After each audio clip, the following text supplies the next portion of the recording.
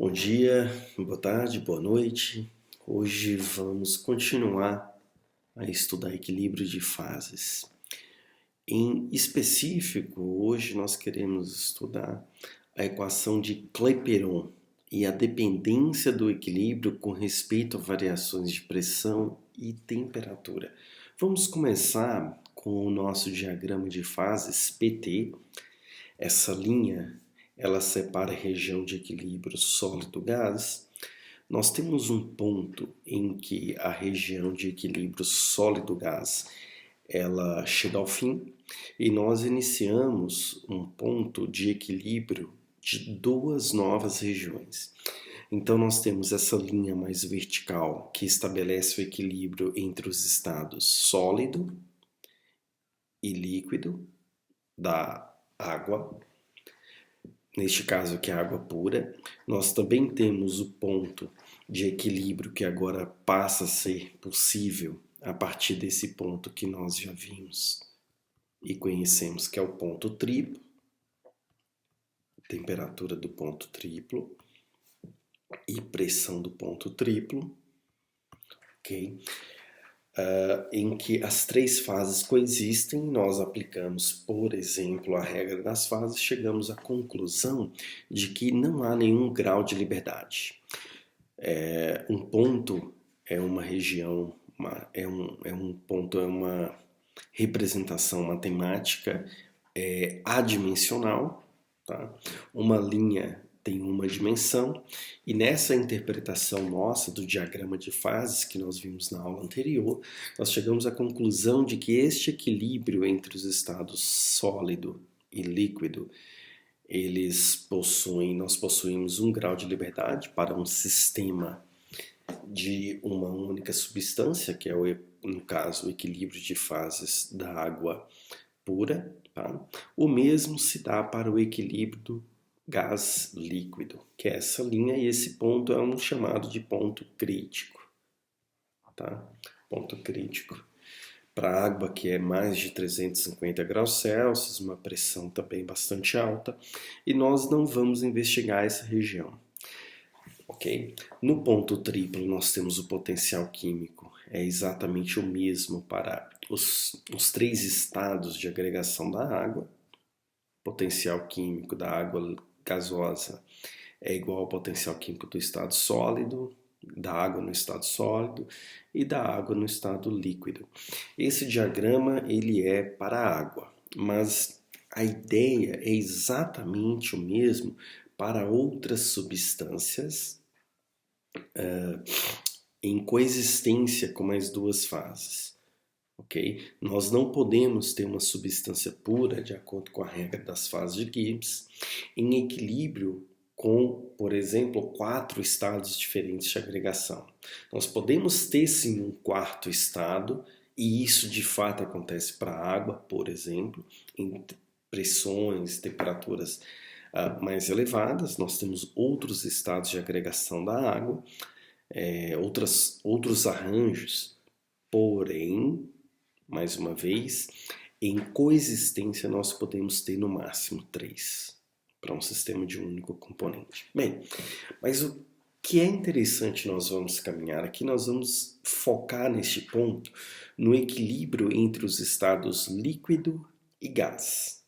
Poderia ser também a região de equilíbrio de sólido para gás, para várias substâncias, por exemplo, iodo, CO2, substâncias que sublimam, passam do estado sólido para o gás nas condições de temperatura e pressão que nós temos comumente, ok?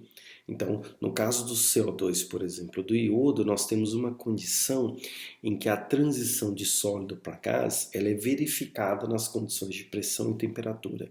O mesmo para o CO2. Então, o CO2 faz essa transição. O tratamento que nós vamos ver aqui é muito parecido com o equilíbrio, tá? Líquido-gás. E nós queremos ver exatamente neste ponto, pessoal, de que maneira, tá? Este equilíbrio líquido-gás, outra cor,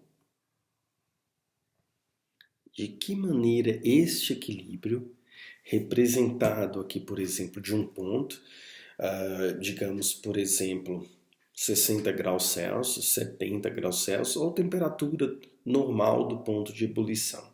Tá? Nós selecionamos um ponto, ok? Está aqui delimitado. Este ponto de equilíbrio acontece numa temperatura específica, tá? Nós podemos chamar de uma temperatura padrão, por exemplo, e vai ocorrer numa pressão padrão. Geralmente em escala logarítmica, esses gráficos que são comumente apresentados. Vamos chamar essa pressão de P0, poderia ser P1, tanto faz. E nós queremos agora promover uma variação no sistema em que temperatura e pressão vão variar, porém exatamente ao longo da linha de coexistência, ou seja, exatamente em cima da linha de equilíbrio entre estes dois estados. Bem, o que nós então queremos investigar é uma transição de estado, ou uma mudança de estado em que o ΔG, tá, do ponto inicial, né, nós chamamos aqui de zero, até um ponto final, mais ou menos aqui, né, perdão, em cima da linha de coexistência, e o ΔG para este processo, ΔG de transição, né, o ΔG do processo, ele é simplesmente igual a zero. Isso quer dizer que ambos os estados de agregação, líquido e gás, vão mudar suas condições, mas vão mudar na mesma medida. Isso é muito importante, ok? Então nós estamos promovendo uma mudança. Se nós lembrarmos da nossa equação geral, tá? D de G menos S dt mais V dP é uma das equações fundamentais da termodinâmica. Lembrando aqui que se nós dividirmos ambos os lados por N para uma substância pura, nós podemos expressar essa energia livre de Gibbs molar como sendo potencial químico. Ok. Lembrando que o potencial químico é uma função da temperatura e da pressão, como já estamos evidenciando pelas derivadas. Nós temos então menos entropia por N é entropia molar, T de T, mais volume molar, T de P. Bem, o que é importante nós percebermos é que como o sistema vai permanecer em equilíbrio, ambos os potenciais químicos vão mudar, mas vão mudar da mesma maneira, de tal modo que ao longo dessa curva, o potencial químico do estado líquido, da fase líquida, da água na fase líquida, digamos assim, vai permanecer igual ao potencial químico da água no estado gasoso, ao longo de toda a curva. Ok? Então, nós podemos escrever que o D de G da fase líquida, tá? Sem nenhum problema, claro que ele vai variar, o D de G molar, que é igual ao D de Mi da fase líquida, é exatamente igual ao D de Mi da fase gasosa. Com isso, nós podemos então escrever o nosso equilíbrio.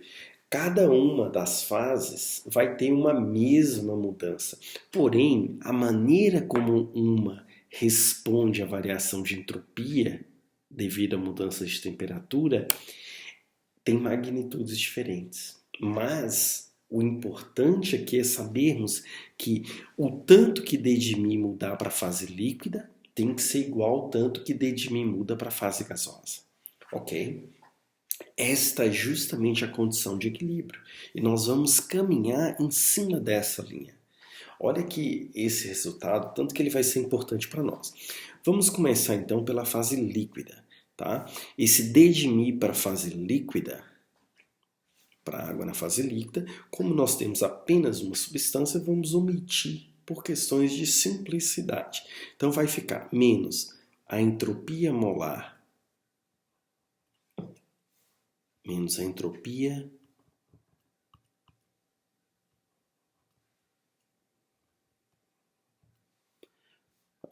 por algum motivo a caneta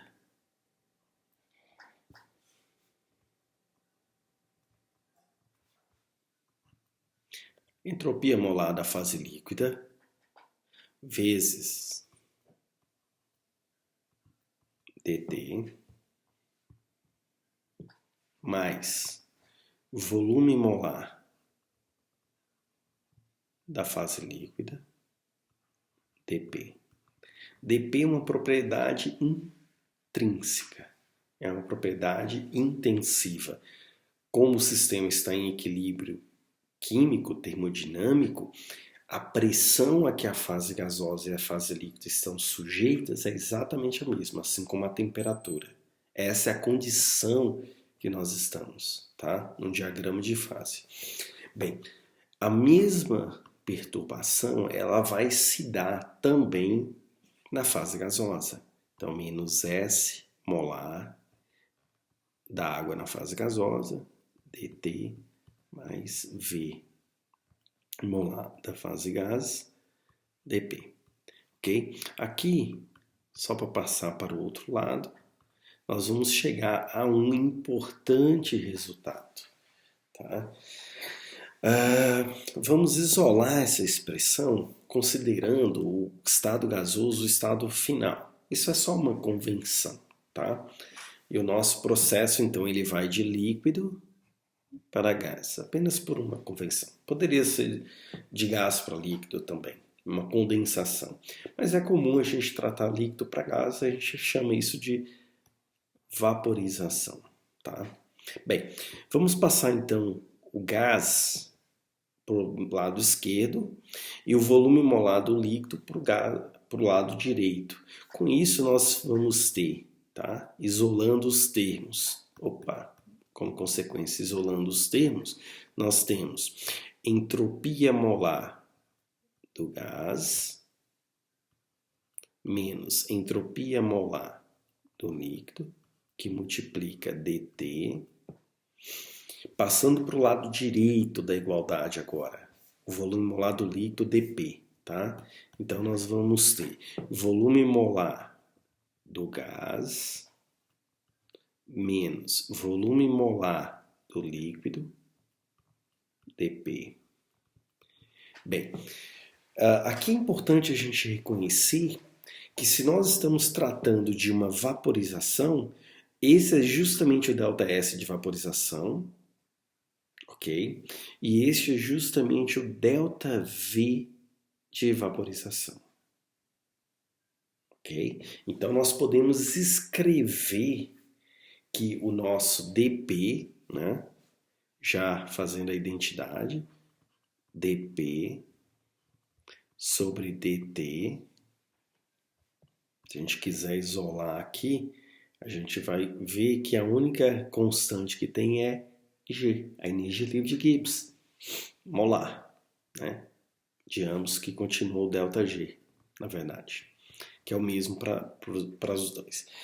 dp dt, pessoal, vai ser exatamente o nosso ΔS molar de vaporização sobre o nosso ΔV molar de vaporização. Na verdade, essa expressão ela não se dá apenas na transição de líquido para vapor. Ela vale de sólido para vapor e vale de sólido para líquido. Ela é geral, é de transição. Então vamos marcar essa expressão, ela é muito útil. Agora, quando nós temos uma fase condensada, ela vai nos ajudar bastante, porque aqui nós temos uma fase condensada para uma fase gasosa, nós vamos perceber que essa variação de volume, tá? Nós vamos poder fazer um aproveitamento. tá?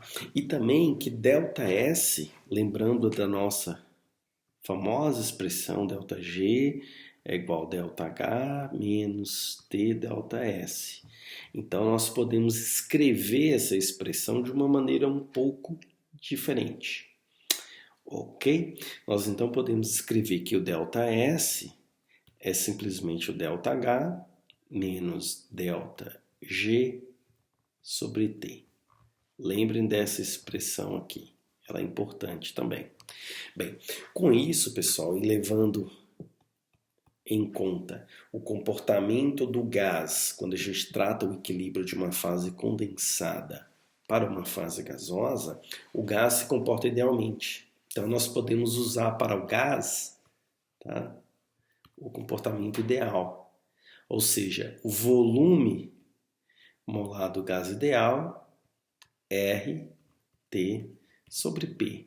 E a gente fala que esse volume molar do gás menos o volume molar de uma fase condensada, esse número é aproximadamente igual ao volume molar do gás. Nós vamos fazer essas duas aproximações e nós então podemos escrever que D de P, tá, sobre D de T, ok, é igual. Bem, como nós estamos no equilíbrio, o tanto que o ΔG, que é a energia livre de Gibbs, varia para a fase líquida, é exatamente o quanto que varia para a fase gasosa.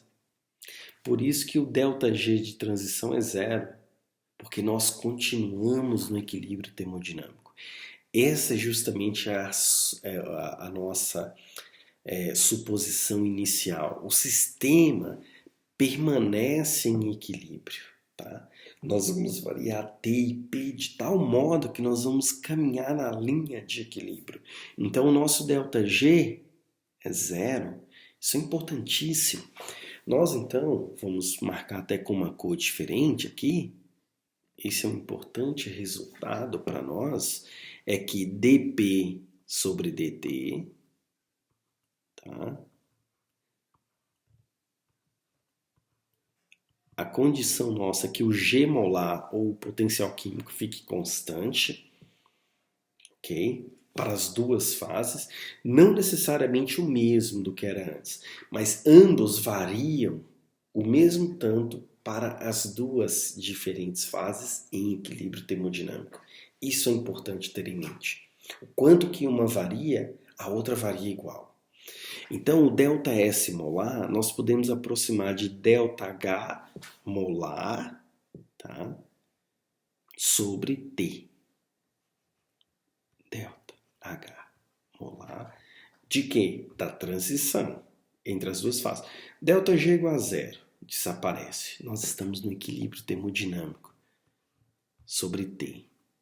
E nós temos agora o ΔV, que nós podemos aproximar do volume molar da fase gasosa, que é o R, o T sobre P. Então, P que estava no denominador do denominador, passa para o numerador. Então, agora nós temos essa famosa expressão que é válida para nós tratarmos o equilíbrio de fase que nós temos quando estamos lidando com o equilíbrio de uma fase condensada, pode ser sólida ou líquida, em equilíbrio com uma fase gasosa, ok? Agora, o nosso trabalho é justamente avaliar isso aqui através de uma mudança finita.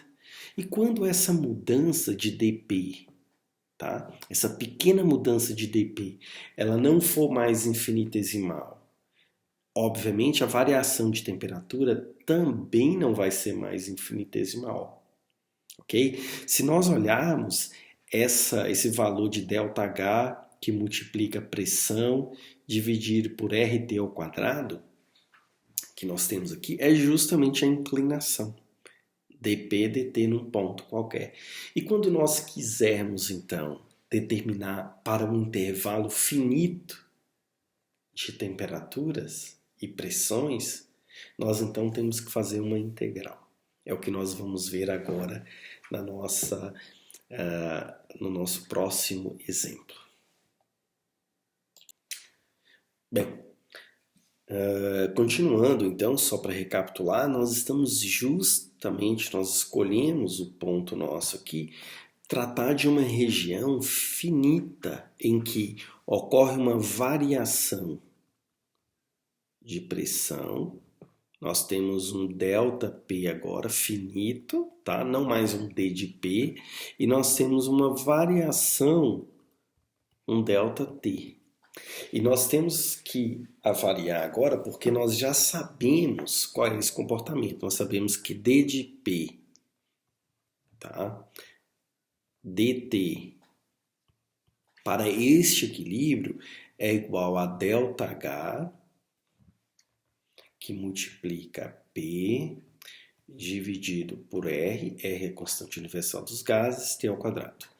E essa expressão ela é válida para os equilíbrios sólido-gás e líquido-gás, ok? E nós queremos justamente saber este processo aqui queremos avaliar esta expressão que tem essa característica geral para uma mudança finita. Então nós precisamos basicamente integrar.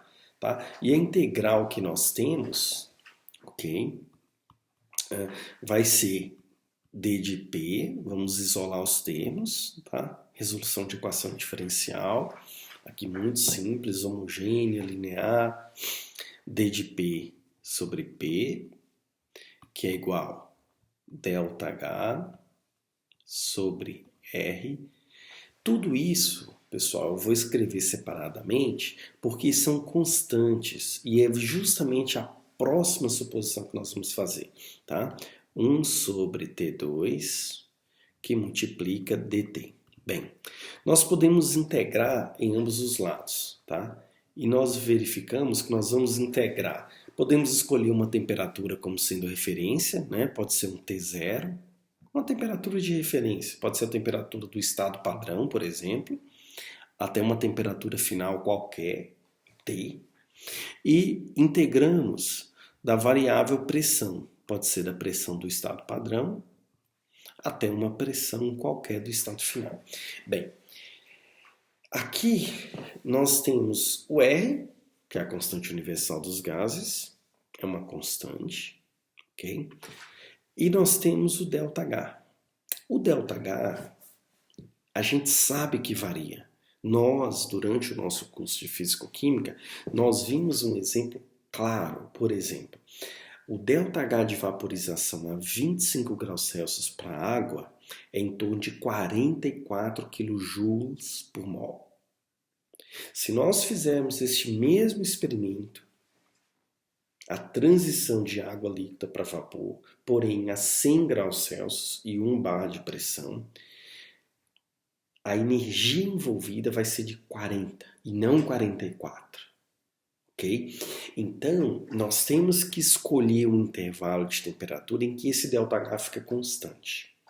Na verdade, nós podemos incorporar essa mudança aqui e tratar o ΔH como uma função da temperatura. Isso só vai complicar um pouquinho as nossas contas. Mas, tá? Para a pretensão nossa nessa disciplina, nós podemos considerar o ΔH constante. E escolhermos uma variação de temperatura e assumirmos que essa variação de entalpia ela é constante. Tá? A gente não vai cometer um grande erro com isso, a não ser que a gente queira estudar uma região de ΔH, por exemplo, de 20 graus até 100 graus Celsius. Okay? A não ser que a gente faça isso, então a gente pode fazer esse approach, digamos assim. Então vamos fazer essa integral. Nós já lidamos muito com essas integrais antes, né, pessoal? Nós já fizemos. Então, ln, tá? A gente já tem aqui, já está vendo que aqui nós vamos ter um ln do estado final, que é P sobre P0. ln de P sobre P0, importante, é igual ΔH sobre R constante. Então vamos lá. ΔH sobre R constante. Então, nós vamos ter a integral de 1 sobre T2. Lembrando que 1 sobre T2 nós podemos tratar como T elevado a menos 2. A integral de T elevado a menos 2, se vocês lembrarem bem, é menos T elevado a menos 1. Então, vai ficar menos 1 sobre T final, menos menos dá mais, tá? 1 sobre T padrão. Trabalhando essa expressão aqui, ok? E escolhendo um dos estados como sendo padrão, 1 bar, por exemplo. Se a gente trabalhar com pressão padrão de 1 bar, a temperatura de equilíbrio a 1 bar vai ser a temperatura padrão.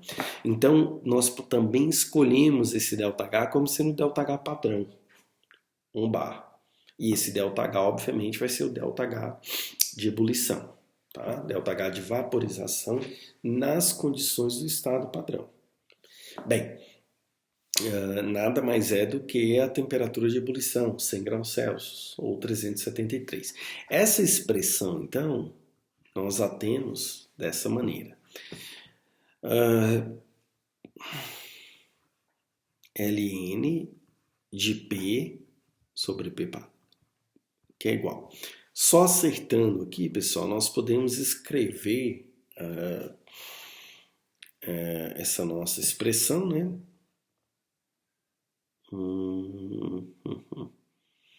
Menos, fazendo essa continha, nós então vamos ter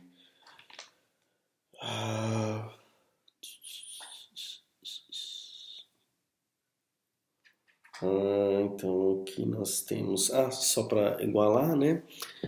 Podemos colocar esse sinal para fora, tá? E esse sinal aqui também vai inverter, tá? Então nós vamos ter aqui, colocando esse sinal para fora, esse sinal que está negativo fica positivo, esse que está positivo vai ficar negativo. Então nós vamos ter isso aqui, menos ΔH sobre R, tá? Podemos chamar de padrão, 1 sobre T, isso é importante, vou mostrar agora por que estou fazendo isso. E onde que estava mais vai ficar menos aqui, tá? Nós podemos então escrever aqui, tá? Uma constante menos, tá? ΔH padrão sobre T padrão R. É importante percebermos que esse termo aqui, pessoal, essa constante, ela está relacionada com o nosso ΔS sobre R. Essa é a constante. Isso é muito importante a gente perceber, tá? Isso aqui é o termo, o nosso ΔS, menos ΔS sobre R. É um termo, é integração. A gente pode falar também que é uma constante de integração. Bem, essa é a nossa famosa expressão, tá? Aqui a gente pode incluir também, né, que faz parte da nossa expressão. Bem, essa expressão ela é muito interessante porque nós podemos tratar dela dessa maneira, tá? Nós também podemos escrevê-la de uma maneira um pouquinho diferente. Então, vamos lá. Se a gente estiver analisando dados reais, e aqui eu fiz uma seleção justamente para mostrar como que a gente aplica, nós temos um equilíbrio líquido-vapor entre 40 e 60 graus Celsius. Aqui nós temos a pressão em torr em que esse equilíbrio acontece, tá? Como nós precisamos da diferença entre dois estados, tá? Nós vamos pegar um menos o outro, então vai dar Ln do P final menos P inicial, dá no mesmo, fazer isso aqui, tá? Ln de P sobre P0, e 1 sobre T. Olha que interessante que quando nós fazemos Ln de um estado final menos de uma pressão final menos um P inicial, nós temos justamente isso aqui. Vamos colocar os dados reais, tá? Esses são os dados reais que nós temos para esse equilíbrio, plotado num gráfico, ok? Aqui nós temos 1 sobre T, então esse valor aqui está em 1 sobre T multiplicado por 1000, tá? Era para ser 0,03139, tá aqui, é esse ponto aqui embaixo, tá? 4,0, tá quase em cima da linha, ok? O segundo ponto, 4,5, tá? 4,5 está mais ou menos aqui, então só para traçar mais ou menos na escala, ok? Bem, se nós fizermos a diferença entre dois pontos, sei lá, vamos pegar o primeiro ponto e o segundo, né? Ln do ponto P1 aqui, por exemplo, menos Ln do ponto P, isso aqui é o 1, tá? Ensinando vocês como é que vocês lidam com essa equação para resolverem. Menos Ln do P, sei lá, 1, 2, 3, 4. Vamos pegar aqui o quarto ponto. Ln do P do quarto ponto é igual, olha que interessante, pessoal, menos ΔH sobre R, tá? E aqui nós podemos colocar o seguinte, 1 sobre o T do ponto 1 menos, tá? Lembra que eu falei que nós passamos o sinal do ponto final, né? O ponto final nosso aqui é 4, 1 do ponto 4, menos 1 sobre T do ponto 1. Então, com dois pontos que nós medirmos de temperatura, de equilíbrio líquido-vapor, nós podemos determinar o ΔH de vaporização de um líquido. Essa é uma das, digamos assim, das mais importantes aplicações. Claro, esse ΔH, tá, pessoal, ele vai depender da faixa de temperatura. Alguns líquidos dependem mais do que outros, mas ele vai depender. Então isso a gente tem que saber, tem essa limitação. Esse Ln aqui, ó, a gente pode escrever, né, Ln de P. Na verdade aqui era o P4, tá? É o estado final menos o estado inicial, P1.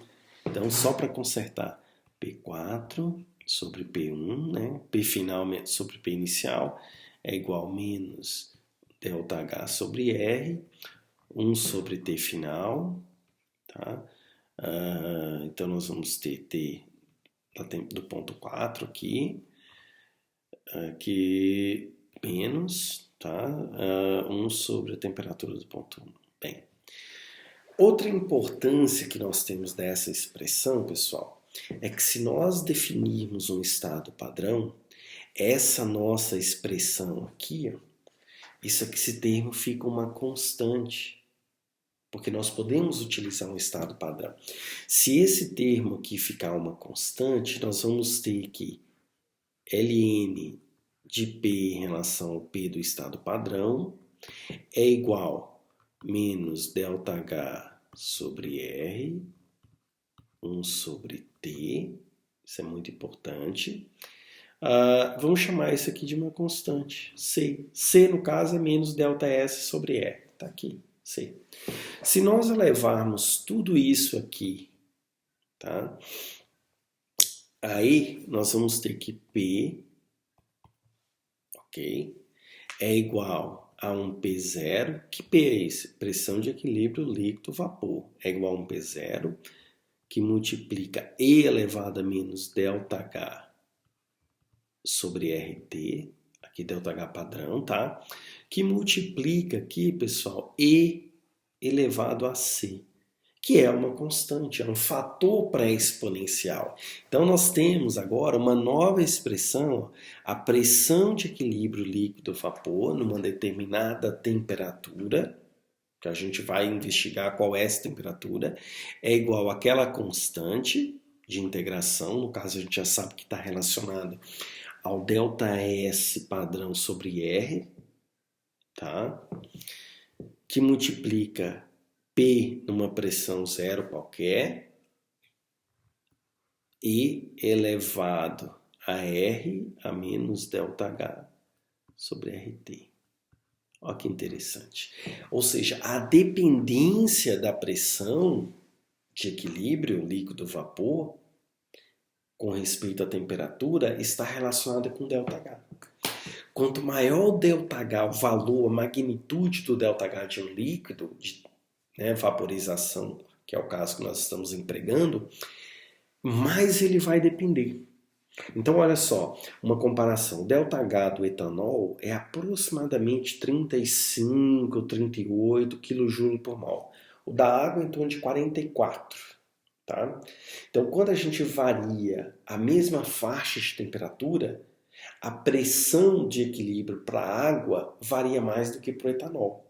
Então, se a gente fosse construir uma curva de diagrama com inclinação para o etanol, a inclinação para o etanol seria um pouquinho mais baixa do que a inclinação para a água, porque essa inclinação está relacionada com o ΔH. Ok? Isso também é interessante, pessoal, do ponto de vista prático, para a gente entender que quando nós estamos fervendo um alimento, o mais comum é o feijão, né, na panela de pressão, mas nós também podemos cozinhar batata, beterraba e vários outros alimentos. Eu estou falando só de processos que a gente faz na nossa cozinha. Mas imagine a infinidade de processos industriais aplicados que nós podemos ter com isso. É assim que o autoclave funciona. Tá? É assim que nós conseguimos esterilizar contra várias bactérias e micro-organismos. Por quê?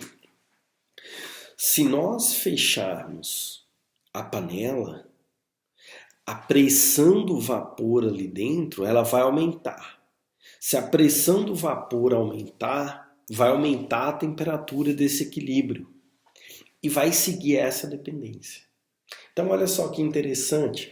Se eu quero que uma água ferva, eu sei que ao nível do mar, uma pergunta, por exemplo, poderia cair numa prova, tá? Digamos, se eu estou ao nível do mar,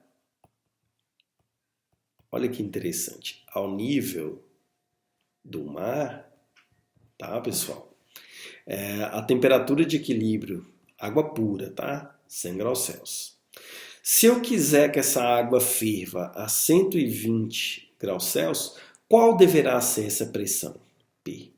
Tá? Qual deverá ser essa pressão? Não é uma relação, uma regrinha de 3. Nós temos uma regra exponencial. E é simples a gente fazer o tratamento dessa expressão. Tá ok? Na nossa aula síncrona, nós vamos ver um exemplo desse. Tá bom? É isso. Com isso, pessoal, nós estamos fechando mais um pedacinho da nossa matéria, tá? Que é essa dependência, essa equação de Clapeyron e a equação de Van Hoff. Nós vamos ver um pouquinho mais sobre isso também, a dependência da constante de equilíbrio com a temperatura. Até mais.